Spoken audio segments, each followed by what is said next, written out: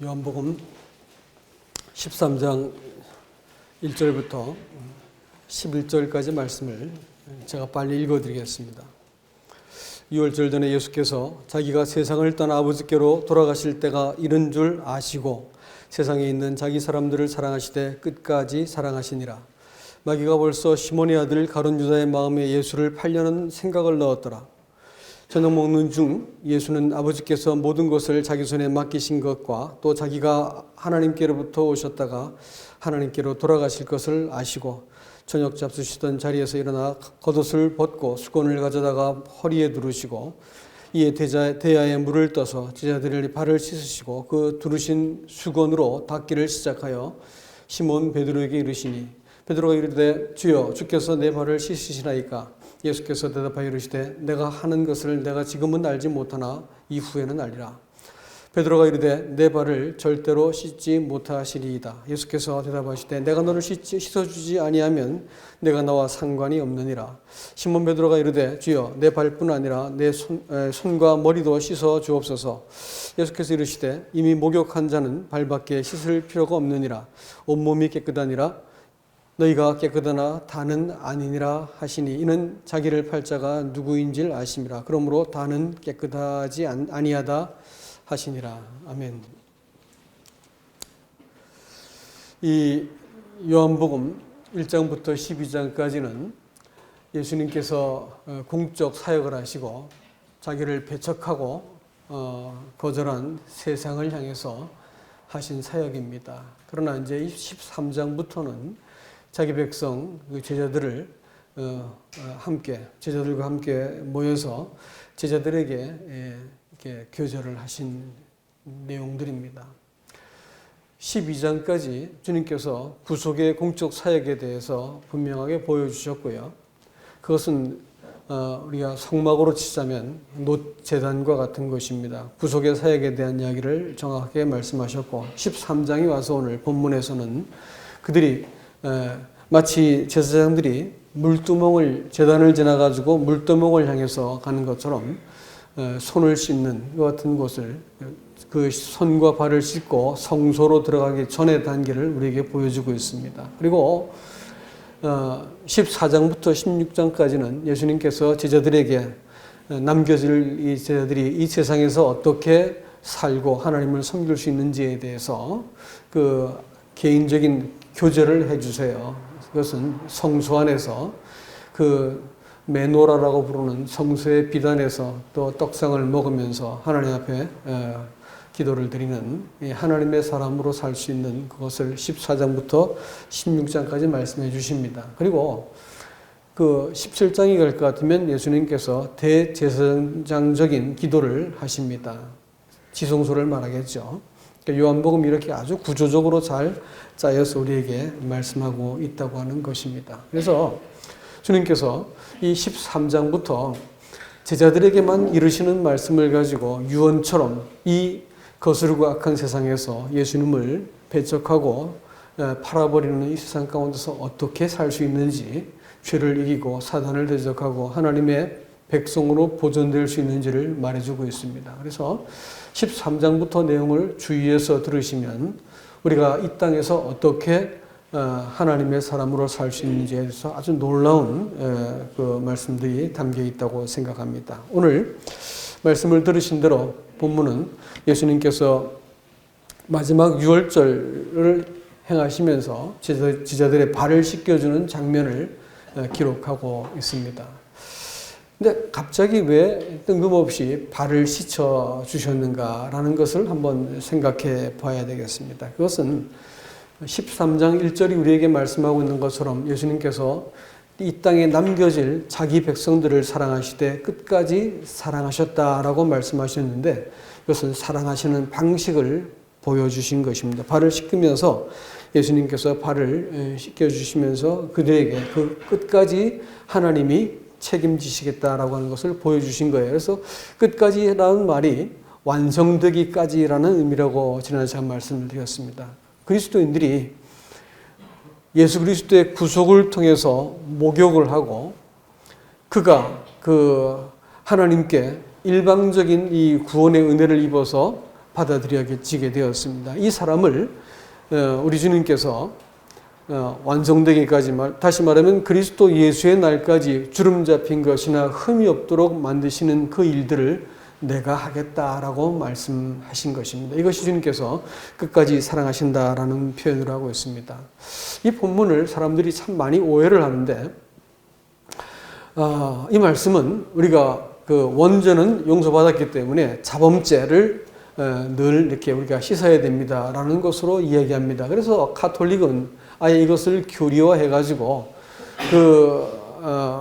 이 고해 청소를 하고 이렇게 하면서 자기가 그 구원은 받았지만, 그러니까 우리가 영접은 되었지만 이 땅을 살면서 짓는 죄들은 그때그때 하나님께 자백을 해야 됩니다. 이래가지고 완전한 구원을 말해주지 않고 그들이 그때마다 이 자범죄를 하나님께 회개해야 된다고 이렇게 말을 합니다. 그러나 이것은 명백한 교리적인 오류입니다. 심지어는 많은 분들이 또 그렇게 믿고 있는 것을 또 보아요. 개신교임에도 불구하고 심지어는 구원을 받았다고 하는 사람들도 그렇게 알고 있습니다. 그러나 이것은 큰 오류가 됩니다. 왜냐하면 목욕한 자는 이렇게 할 때 한자라고 하는 그 표현이 현재, 완료, 수동형으로 기록되어 있습니다. 분사인데. 그렇기 때문에 이것은 씻은 게 아니고 하나님 편에서 씻겨준 것입니다. 그리고 또 오늘 이 발도 씻는 그것은 너희가 씻어라 이렇게 말하고 있지 않습니다. 뭐라고 할까요? 주님께서 발을 씻겨주신 것입니다. 사람은 죄를 스스로 결코 씻을 수가 없는 존재들입니다. 하나님이 씻어 주셔야만 되는 존재라는 것이지요. 그렇게 볼 것 같으면 이 말씀이 의미하는 바가 뭐냐? 이 발을 씻어준 것이 의미하는 건 뭐냐? 내가 너를 계속해서 목욕한 자로 살 수 있도록 내가 보증하고 내가 책임지고 내가 네 인생을 끝까지 이 거룩하게 하겠다라고 하는 하나님 편에서의 선언이다. 이렇게 보셔야 됩니다. 그렇게 볼 것 같으면 주님이 우리를 끝까지 사랑하신다라고 하는 의미를 우리가 짐작할 수 있습니다. 주님께서는 이 땅에 오셔가지고 아버지께로 돌아가실 때가 된 줄을 아셨습니다. 그리고 이제는 자기의 생명을 이렇게 내어주셔야 될 때도 되었구나라는 것을 아셨어요. 그렇기 때문에 주님께서 마지막에 그 자신의 행보를 이렇게 서두르고 계신 모습을 봅니다. 그러다 식사를 하시다가 일어나세요. 보통 식사할 때는 잘 일어나지 않죠. 근데 이제 식사 도중에 일어나셔가지고 갑자기 허리에 띠를 띠시고 수건을 두르시고 세마포라 그러죠. 벗는다 또 입는다라는 표현이 놀랍게도 예수님께서 그 죽으실 때 또 부활하실 때 이렇게 벗어놓으셨다 뭐 이런 표현들과 똑같은 단어를 쓰고 있는 것은 특별한 의미입니다. 구속의 사역을 사람들에게 적용시키겠다라는 것이겠죠. 주님이 당신이 남아있는 일생을 이렇게 헤아려 보시니까 이제 갈 때가 되신 것을 아셨어요. 그러니까 주님이 자기가 어떻게 행할 바를 대로 이제 결정을 하시고 움직이시는 것입니다. 기꺼이 자기 생명을 사람들에게 내어주시고 기꺼이 종이 되어가지고 그 사람들의 더러운 발을 씻겨주기로 결정을 하셨어요.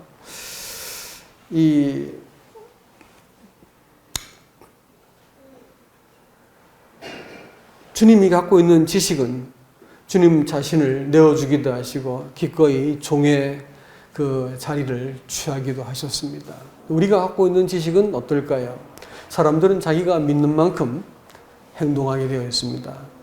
나한테 가치 있다고 여기는 만큼만 처신을 하게 되어 있죠. 그러니까 그 사람이 생각하고 행하는 바가 곧 그 사람이다 이렇게 얘기할 수가 있겠습니다. 여러분 주님에 대해서 사람들이 알고 있는 이 지식 말이죠. 또 자기 일생이 이렇게 욕망을 쫓아가다가 마지막에 갑자기 경험 없이 죽게 되어질 자기 인생 말이죠. 이걸 이제 가만히 들여다보면 이걸 살면서 허무하지 않다고 생각하는 사람들은 어린 나이가 틀림없습니다.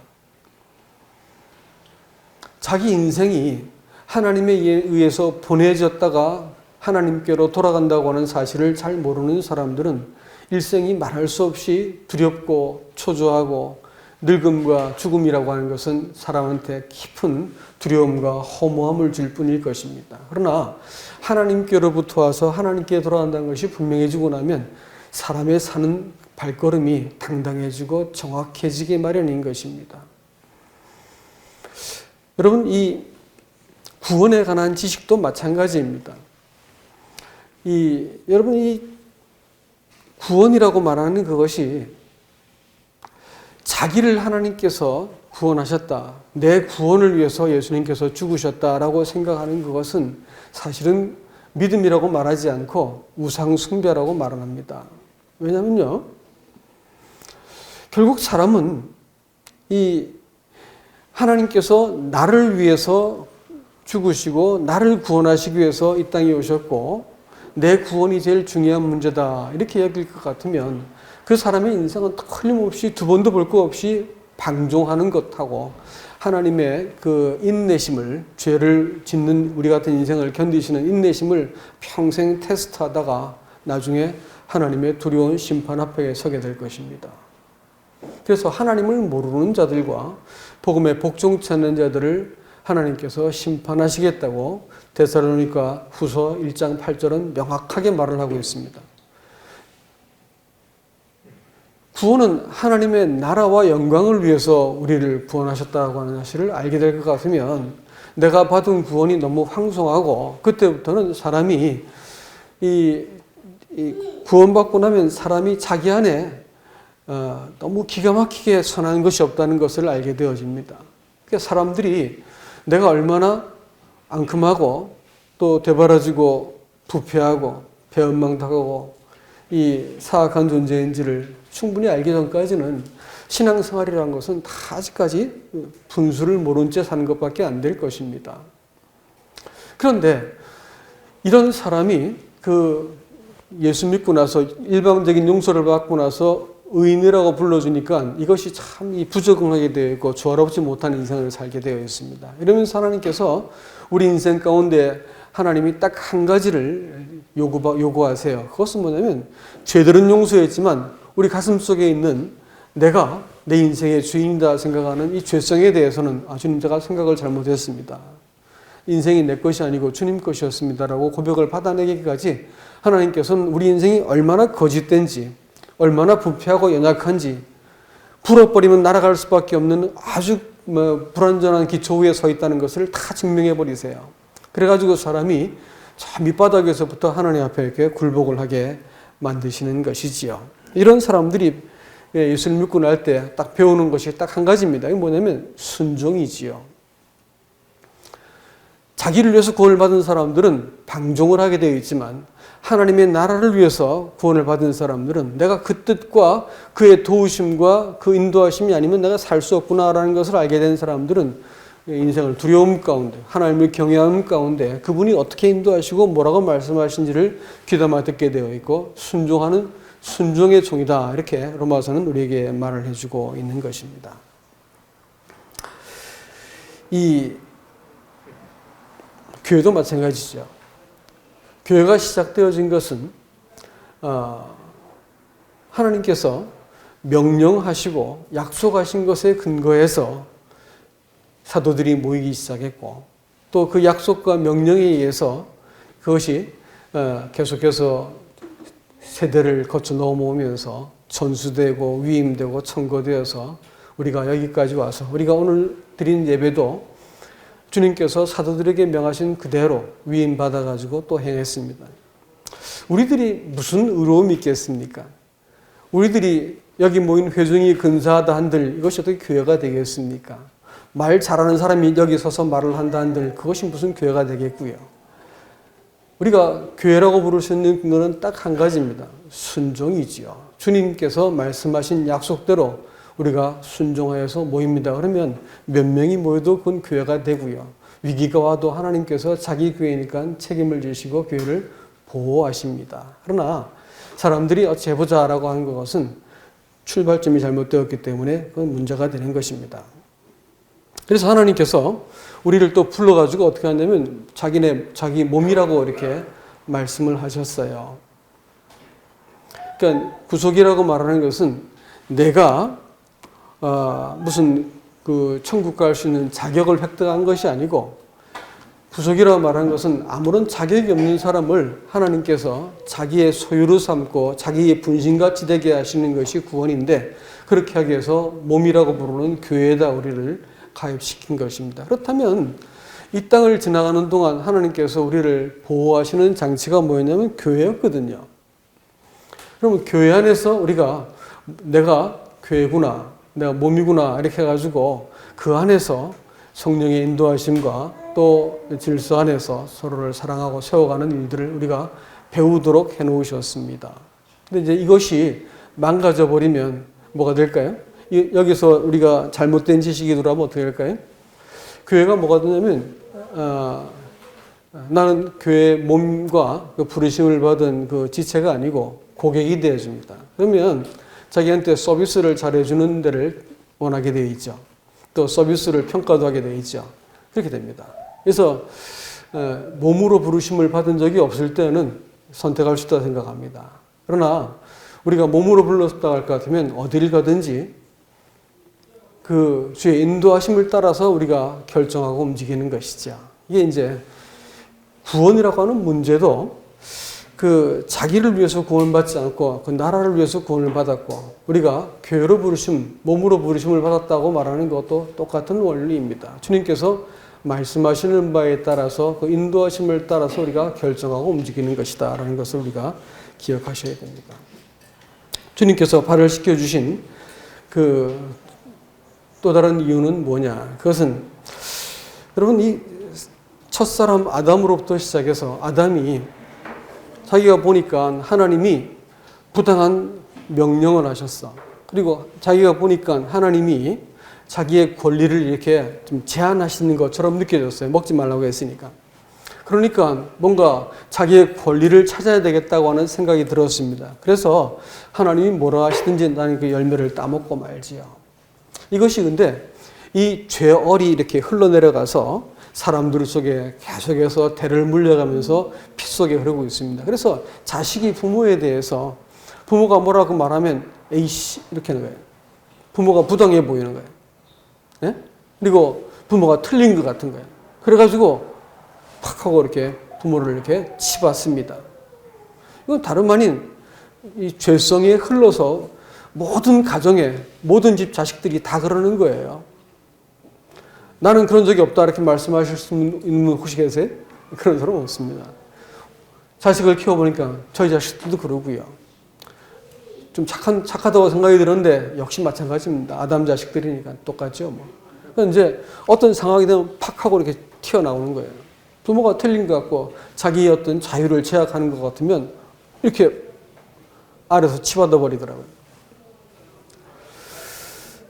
그러나 자기를 낳아주고 지금까지 양육해주고 모든 것을 다 헌신해가지고 가장 사랑하는 분이 이렇게 하면 좋겠다라고 말을 했는데 이게 자기 자유를 뺏는다 싶어가지고 치받고 부모하고 이렇게 척을 져버립니다.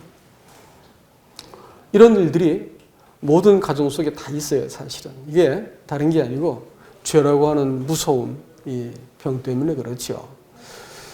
교회도 마찬가지입니다. 교회도 뭐 인도자가 사람이 오죽하겠습니까? 특별히 또 더 못난 사람들이니까. 그런데 이제 여기서도 문제는 있을 수 있지요. 그렇지만 그렇다 하더라도 그것은 조정해서 같이 가야 될 문제지. 어떻게 그것을 또 이렇게 내 권리를 빼앗고 내가 이렇게 부당한 같이 보이고 이러기 때문에 전 틀렸다. 이래가지고 뒤집는 거, 그거는 또 이상한 얘기죠. 그거는 또 첫사람 아담한테 나타났던 죄가 표정을 바꿔가지고 지금 나타난 것에 불과한 것입니다. 여러분, 사람이 스스로 하나님 자리를 차고 앉아가지고 자기의 기준과 생각대로 살던 그 사람이 주님께서 그 사람에게 그 사람인데도 불구하고 그 사람이 앉아 있는 거예요. 근데 아직까지 철없는 제자들의 발을 이렇게 씻겨주면서 당신이 무릎을 꿇고 종이 되어가지고 발을 씻겨주셨을 때는 그것은 무엇을 우리에게 말을 해주고 있냐면 주님이 앉으신 그 자리에서 내려오셔가지고 우리의 발을 씻겼다라고 말하는 것은 너희도 그렇게 하라라는 것입니다. 네가 지금 앉은 자리가 정당한 자리가 아니다라는 것을 우리들에게 보여주고 있는 것입니다. 그래서 우리가 이 땅에 살면서 내가 내 권리, 내가 마땅하다 생각했던 그 위치에서 내가 내려와서 주님을 아는 지식이 그로 하여금 겸비하게 만들고 주님을 아는 지식이 그를 온유하게 만들어서 내가 내려와서 저항하지 않고 이렇게 하나님의 나를 교훈하시고 인도하시고 책망하시고 바르게 하시는 것을 받아들일 것 같으면 누가복음 12장에서 뭐라냐면 주님께서 주인이 허리에 띠를 띠고 그 종들을 섬길 것이다 이렇게 표현하고 있습니다. 그리고 누가 때를 따라서 사람들에게 먹을 것을 내어주는 충실한 청지기가 되겠는가라고 12장 42절은 또 말하고 있습니다. 여러분, 신앙생활이라고 하는 것은 결국은 그래요. 우리 자리가 그 자리를 내가 자리를 비워내고 그 자리에 주님을 앉히고 나는 내 인생의 그 왕좌에서 내려와가지고 주님 말씀에 순종하고 귀를 기울이는 사람이 되게 하는 것이 우리를 이 땅에서 지금 살려두신 이유입니다. 이 꽃 구경하고 인생을 재밌게 살려고 우리를 하는 것이 아니고 이 수고스러운 인생을 살도록 만들어주신 딱 한 가지 이유는 바로 그것 배우게 하시려고 하신 것이에요. 이렇게 섬긴 자를 주님께서 당신께서 보상하시겠다. 내가 너를 이렇게 네 발을 씻겨주겠다라고 말씀하시고 마지막 때 주님께서 이 영광을 공유하시겠다라고 말합니다. 그런데 베드로가 이 주님의 사역을 저항을 합니다. 사실 예수님의 그 12제자 중에서 이 주님의 일을 저항한 사람이 두 사람이 있었죠. 한 사람은 세상으로 상징이 되어지는 유다입니다. 다시 말하면 자기의 그 기준과 자기의 어떤 자기를 위한 하나님을 구하던 유다, 얼마든지 이용해버리고 팔아버릴 수도 있고 할 수 있는 자기는 그럴 수 있다 생각했던 그 유다라고 하는 세상의 전형을 말하는 유다가 있고요. 또 하나는 똑같이 자기 기준 갖고 무지하게 이렇게 했지만 좀 순진했던 베드로가 있었습니다. 그러나 그는 무지했습니다.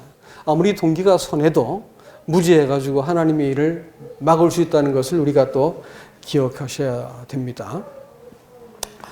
이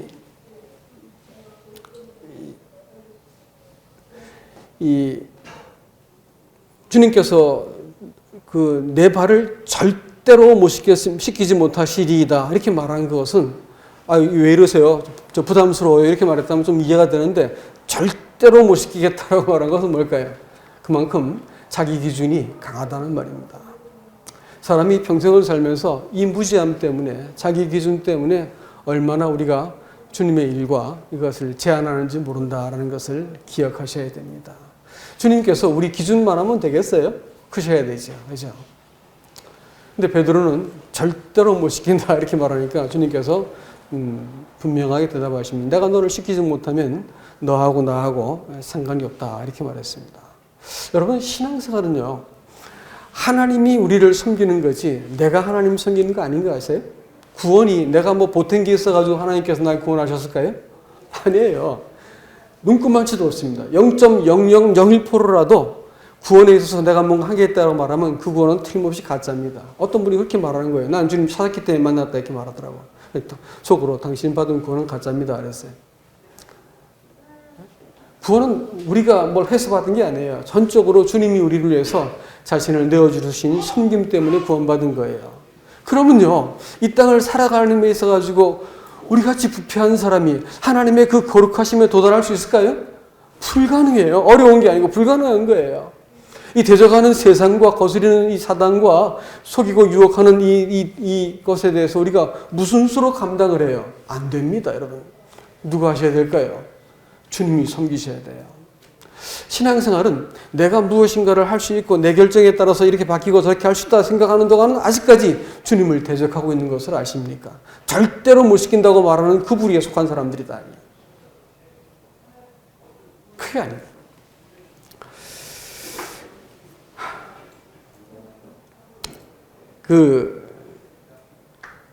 내가 최선을 다한다 하더라도 하나님께는 도달할 수 없습니다. 내가 아무리 의롭다 한들 하나님의 은혜가 필요하지 않을 만큼 우리는 의로울 수가 없는 존재들입니다. 하나님의 기준을 도대체 우리는 성취할 수 없는 부패한 존재들이라고 하는 것입니다. 주님께서 우리의 죄를 일방적으로 다 씻은 그 이후에 그러면 구원이 끝났느냐? 아니라고 말씀드렸죠. 데살로니가전서 2장 12절 말씀에서 읽다가 보니까 우리를 부르시고 자기 영광에 이르게 하시기 위해서 우리를 구원하셨다. 이렇게 말씀하셨거든요. 구원이라고 말하는 것은 우리를 부르신 측면이 있고 자기 영광에 이르게 하는 측면을 다 일컬어서 구원이라고 말씀하시는 거예요. 근데 사람들은 부르신 것만 구원이라고 생각을 하는데 그렇지 않습니다, 여러분. 주님께서 우리를 일방적으로 죄를 용서해 놓고 우리를 대면하시는 딱 한 가지 이유가 뭘까요? 우리 안에 있는 그 죄성이 주님 제가 잘못했습니다. 제가 잘못 알았군요. 제가 부당한 권리를 주장했고 잘못된 자리에 앉아 있었습니다. 라고 내가 고백을 하는 데까지 우리를 주님께서 상대하세요. 우리의 복종을 주님께서 받아내셔야 되는 거예요. 그래야 주님께서 우리 인생에 개입하시고 또 상관하시고 우리 인생을 간섭하신단 말이에요. 그렇게 해서 안 돼라고 말씀하시기도 한 거예요. 하나님이 구원하신 이후에 내 인생에 이와 같이 간섭한 일이 없다 할 것 같으면 틀림없이 구원받지 않은 사람이고요. 간섭하시는데 내가 그것을 받아들이지 않을 것 같으면 하나님과의 친교가 깨어집니다. 상관한다는 것은 친교라는 1차적인 의미가 있고요. 두 번째 의미가 있는데 그것은 아랫사람이 윗사람의 재산과 또 전리품과 또 그 영광에 참여하는 공동 참여자가 된다. 이런 의미가 있습니다. 그것이 상관한다라는 단어의 뜻입니다. 몫을 나눈다. 내 몫을 준다. 이게. 그러니까 다시 말하면 하나님이 예수님께서 우리 인생에 대해서 내 인생에 부단히 넘어지고 이 못난 인생을 반복하고 있는 사람의 삶 속에 주님이 들어오셔서 나를 책망하고 바르게 하시고 낙심되었을 때 일으키시고 내가 막 부르르 떨고 옳다고 했는데 알고 보니까 아닌 거야. 내가 이것을 추스리고 이렇게 하는 이런 모든 과정 속에서 주님이 개입하지 않으면 네 몫은 없다야. 네가 받을 영광이 없다는 것이에요. 하나님께서 내가 너를 나중에 낯선 자로 대하겠다라는 뜻이 됩니다. 무서운 얘기죠. 내가 상관이 없다 이렇게 말씀을 하신 것입니다. 주님이 그래서 십자가에 죽으실 때도 피를 먼저 흘리시고 그다음 뭘 흘렸을까요? 물도 흘리셨어요. 피와 물이 필요한 거예요. 에베소서 5장 25절부터 27절까지 말씀은 뭐라고 말하냐면 자기 신부를 사랑하는데 어떻게 사랑하냐면요. 몸된 교회를 사랑하시는 것을 신부를 사랑하는데 물로 씻어 말씀으로 정결케 하셨다라는 표현을 쓰고 있습니다. 우리를 주의 말씀을 가지고 나를 정결케 하시는 일들을 부단히 하세요. 우리를 중생의 씻음과 성령의 새롭게 하심으로 구원했다고 디도서 3장 5절은 말입니다. 중생의 씻음이라고 하는 것은 완료형으로 되어 있습니다. 그러나 성령의 새롭게 하심은 계속적인 반복된 행위라는 것을 우리에게 알려주고 있는 것입니다. 신앙생활은 주님이 우리를 간섭하시도록 우리가 나 자신을 내어 맡겨드리고 순종하는 그 일의 반복이고 여기에 하나님께서 보상을 하시겠다라는 것입니다. 이 주님이 씻기지 못하면 왜 못 씻겼을까요? 주님이 씻기지 못한 이유가 있었습니다. 사람이 갖고 생각하는 기준이 주님이 하신 일보다 더 컸기 때문에 그랬겠죠. 사람은 어떤 것도 주님보다 더 클 수가 없어요. 이것을 알지 못하면 순종이란 것은 늘 조건적이 됩니다. 조건적 순종은 순종이라 말할까 아닐까요? 그 순종이라 부르는 게 아니에요.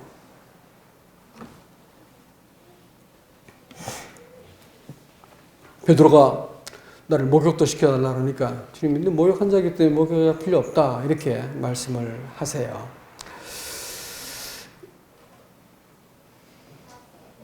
발만 씻기지 말고 몸도 씻겨달라니까 주님께서 발만 씻으면 된다. 목욕했기 때문에. 발이 뭘까요? 성경에서는 일관되게 발을 삶의 동기라고 해석을 합니다. 이 땅을 살아가면서 저도 하나님 앞에 부당한 생각을 품죠. 하나님 외에 내가 의지할 것을 슬그머니 둬보기도 하고요. 또 내가 종으로서는 그래서는 안 되는데도 불구하고 편안한 것을 찾으려고 드는 것도 있었습니다. 아주 슬그머니 내 마음속에 조금 품었는데 주님은 다 들춰내시더라고요. 다 들춰내시고 내가 하나님 앞에서 그릇된 것을 하나하나 낱낱이 되물으시더라고요. 여러분 그런 적 없었는지 모르겠는데 전 그랬습니다. 최근에도 그걸 느끼고 있고요. 주님이 우리를 그 피로 구속하신 그 일들은 법적인 문제입니다. 그러나 물로 씻었다고 하는 것은요, 관계적이고 인격적인 개인적인 성결의 문제입니다. 피로 씻었다고 하는 것은 그 피는요, 하나님을 위한 것입니다. 하나님을 향한 것이에요. 예수 그리스도의 보혈이 딱 흘러질 때 사람들의 저거 용서된 게 아니에요. 우리가 그것은 우리 편에서 생각하시는 거고, 그리스도의 보혈이 확 쏟아질 때 확 쏟아진 것은 피가 쏟아지고 희생이 드려진 것을 인해서 사람의 저가 용서된 게 아니고 하나님의 공의가 만족된 거예요. 하나님의 공의가 만족되어지고 예수 그리스도의 그 죽으심이 너무 가상하고 사랑스럽고 영광스럽고 존귀하기 때문에 그 뒤에 숨은 사람들을 다 몰수히 끌어안고 하나님께서 됐다 이렇게 말씀해 주는 거예요. 그리스도의 피는 하나님의 공의를 채운 겁니다. 물은 뭘까요? 물은 우리를 위한 거예요. 우리 개인적인 삶의 성결을 위한 것입니다. 씻고 교정이 되어지는 말씀이 나를 아프게 찔러도 내가 그 앞에서 엎드리고 지금 내가 답이 없어도 하나님께서 말씀하실 때까지 내가 기다리고 하나님의 약속에 내 삶과 목숨을 이렇게 걸어버리면 하나님께서 거기에 대해서 응답하시고 우리 인생을 사망과 넘어지면서 이렇게 세우시는 것을 경험하는 이 일들은요, 여러분 한 번 받은 용서하고는 비교도 할 수 없는 일입니다. 그건 일방적으로 다 해놓으신 거지. 하나님 편에서 믿든 안 믿든 다 해놓은 거지. 그러나 말이죠, 주님이 나를 씻기려는데 이 부끄러움과 송구스러움과 이것을 다 무릅쓰고 내 발을 내어 맡길 때 내 마음속에서 찾아오는 가끔의 마음은 어떤 것일까요? 주님, 제가 다시는 부끄러운 짓 하지 않겠습니다. 이렇게 되는 거죠. 그리고 하나님 앞에서 어떻게 나 같은 것을 이렇게 하셨습니까? 할 때 마음 저 깊은 곳에서 시편 130편 4절 말씀에 사유하심이 주께 있으면 주를 경외하게 하려 하십니다. 예, 그 의 배우려고 하나님 경외하는 도리를 배우게 하시려고 우리가 이렇게 부단히 넘어지는 것을 부단히 쫓아오시고 우리를 이렇게 세우셔가지고 하나님의 마음 조금 알게 해주셔가지고 주님 사랑합니다 이렇게 말하게 되어지고 주님 제가 지금은 다 이해 안 돼도 주님 따라갑니다 이렇게 되는 거거든요. 주님 이 사람을 대해서 정확하게 뭐라고 말하냐면 내가 내 영광을 함께 공유하겠다라고 말하는 거야. 내가 네 발을 씻길게. 네 수고스럽게 인생을 살지만 네가 고생하고 걸어온 발 내가 다 씻겨줄게 이렇게 말씀하시는 거예요. 그 발 다 씻겨놓고 유다는 예수님 팔러 그 발로 딛고 나가가지고 예수님 팔러 갔지만 베드로는 그 발 씻김을 당하고 난 다음에 평생을 하나님만 향한 오로지 그 동기를 가지고 인생을 살아간 것을 기억하시기 바랍니다. 말씀을 맺겠습니다, 여러분.